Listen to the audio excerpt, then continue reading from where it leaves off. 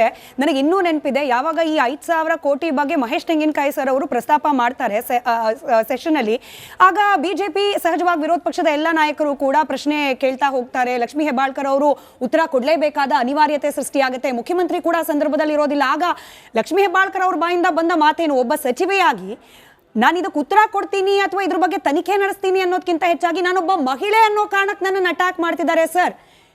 ಒಬ್ಬ ಸಚಿವೆ ಅನ್ನೋ ಒಂದು ಗುರುತರವಾದ ಜವಾಬ್ದಾರಿ ಕೊಟ್ಟಾಗ ವಿಕ್ಟಿಮ್ ಕಾರ್ಡ್ ಪ್ಲೇ ಮಾಡಿದ್ರು ಅನ್ನೋದನ್ನ ರಾಜ್ಯದ ಜನರು ಮರೆತು ಬಿಡ್ತಾರಾ? ಬಿಟ್ಬಿಡಿ, ಹೋಗ್ಲಿ, ಆಯ್ತು, ಯಶಸ್ವಿಯಾಗಿ 3 ವರ್ಷ ನಿರ್ವಹಿಸಿದ್ರು. ಈ 5,000 ಕೋಟಿಗೆ ಹಾಗಾದ್ರೆ ಯಾರು ಅಕೌಂಟಬಲ್? 115 ಕೋಟಿಯಷ್ಟು ಹಣವನ್ನ ಸತ್ತವ್ರ ಅಕೌಂಟ್ಗೆ ಹೋಗ್ಲಿಕ್ಕೆ ಬಿಟ್ಟವ್ರು ಯಾರು ಅನ್ನೋ ಪ್ರಶ್ನೆಗೆ ಯಾರು ಉತ್ತರ ಕೊಡ್ತಾರೆ? ಇದಿದ್ದಾಗ್ಲೂ ಕೂಡ ಲಕ್ಷ್ಮೀ ಹೆಬ್ಬಾಳ್ಕರ್ ಅವರು ಮಹಿಳೆ ಅನ್ನೋ ಕಾರಣಕ್ಕೆ ಸಚಿವೆ ಕಂಟಿನ್ಯೂ ಆಗಬೇಕು, ಹಿಂಗೆ ಬಯಸೋದು ಸರಿನಾ ಅಂತ ನೋಡಿ ಸ್ಮಿತಾ, ಮಹಿಳೆ ಆಗಿರ್ಬೋದು ಪುರುಷರಾಗಿರ್ಬೋದು, ಮಂತ್ರಿ ಅಂದರೆ ಮಂತ್ರಿ. ನೀವು ಒಂದು ಜವಾಬ್ದಾರಿ ಸ್ಥಾನ ತೊಗೊಂಡ್ಮೇಲೆ ಆ ಜವಾಬ್ದಾರಿಯನ್ನು ನಿರ್ವಹಿಸಬೇಕಾಗತ್ತೆ. ಅದರಲ್ಲಿ ತಪ್ಪು ಒಪ್ಪುಗಳಾದರೆ ಅದಕ್ಕೆ ಒಪ್ಕೋಬೇಕಾಗತ್ತೆ. There is no exception for ಮಹಿಳೆಯರಂತ ಹೇಳ್ಬಿಟ್ಟು ನೀವು ಸಾವಿರಾರು ಕೋಟಿ ರೂಪಾಯಿನ ಗುಳುಮ್ ಮಾಡಿಸಿದ್ರೆ ಅದನ್ನು ಯಾರೂ ಮಾಡೋಕ್ಕಾಗಲ್ಲ. ಹಾಗಾಗಿ ಶಿ ಈಸ್ ಆನ್ಸರಬಲ್. ಈಗಾಗಲೇ 6 ತಿಂಗಳಾಯಿತು ಅದು ಅವರು ಅಸೆಂಬ್ಲಿನಲ್ಲಿ ಅಡ್ಮಿಟ್ ಮಾಡಿ, ಆದರೂ ಇದುವರೆಗೂ ಸರ್ಕಾರ ಅದ್ರ ಬಗ್ಗೆ ಸ್ಪಷ್ಟನೆ ಕೊಟ್ಟಿಲ್ಲ. What has actually happen? 2 ತಿಂಗಳ ಒಂದು ಪೇಮೆಂಟು ನಿಂತು ಹೋಗಿದೆ ಅಥವಾ ಎಲ್ಲೋ ಕಳೆದೋಗಿದೆ ಅಂದರೆ ಅದೆಲ್ಲೂ ಕಳೆದೋಗಿರಲ್ಲ, ಯಾರೋ ಅಕೌಂಟ್ಗೆ ಹೋಗ್ಬಿಟ್ಟಿರುತ್ತೆ. ಅದು ಯಾರ ಅಕೌಂಟ್ಗೆ ಹೋಗಿದೆ, ಎಲ್ಲಿ ಹೋಗಿದೆ ಅನ್ನೋದನ್ನು ಪತ್ತೆ ಮಾಡಬೇಕು, ಅವ್ರ ಮೇಲೆ ಶಿಕ್ಷೆ ಮಾಡಬೇಕು. ಸೊ ಇದು ಆಗಬೇಕಾದಂಥ ಕೆಲಸ.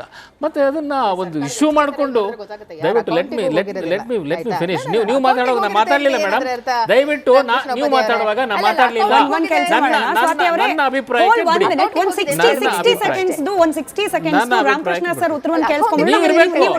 ಸುಮ್ಮನೆ ಇರಬೇಕು. ನೀವು ಹೇಳೋದು ಹೇಳಿ, ನೀವು ಹೇಳೋದನ್ನ ಹೇಳಿ. I will tell whatever I have to say. It is none of your business to interfere when I am talking.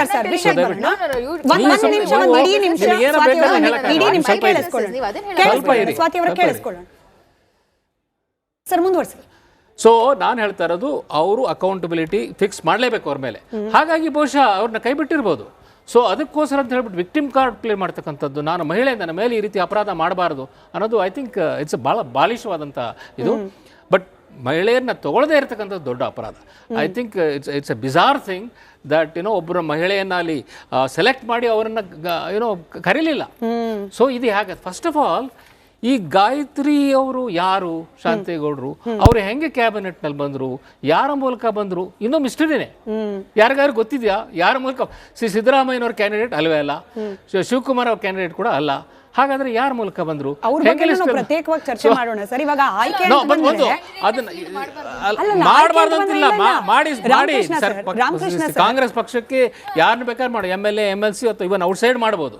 ಆದ್ರೆ ಇವ್ರು ಹೆಂಗೆ ಬಂದ್ರು ಅನ್ನೋ ಪ್ರಶ್ನೆನ ಅವ್ರು ಆನ್ಸರ್ ಮಾಡಬೇಕಾಗುತ್ತೆ. ಮಾತಾಡೋಣ. ಬಟ್ ಸರ್, ಆಯ್ಕೆ ಅಂತ ಬಂದ್ರೆ ಕೇವಲ ಲಕ್ಷ್ಮೀ ಹೆಬ್ಬಾಳ್ಕರ್ ಅವರು, ಗಾಯತ್ರಿ ಅವ್ರು ಮಾತ್ರ ಅಲ್ಲ. ರೂಪಾ ಅವರಿದ್ರು, ಉಮಾಶ್ರೀ ಅವ್ರಿಗೆ ಕೂಡ ಮಂತ್ರಿ ಮಾಡ್ಬೇಕು ಅಂತಿತ್ತು.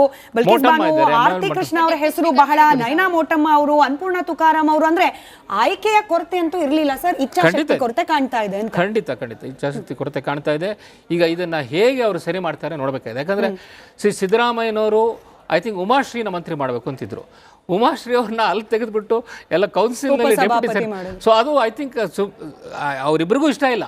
ಸೊ ನ್ಯಾಚುರಲಿ ಈಗ ಕೂಡ ಉಮಾಶ್ರೀ ಅವರು ನಾನು ಮಂತ್ರಿ ಆಗಬೇಕು, ಒಂದು ಮಂತ್ರಿ ಸ್ಥಾನ ಕೊಡಬೇಕು ಅಂತಾನೆ ಇದ್ದಾರೆ.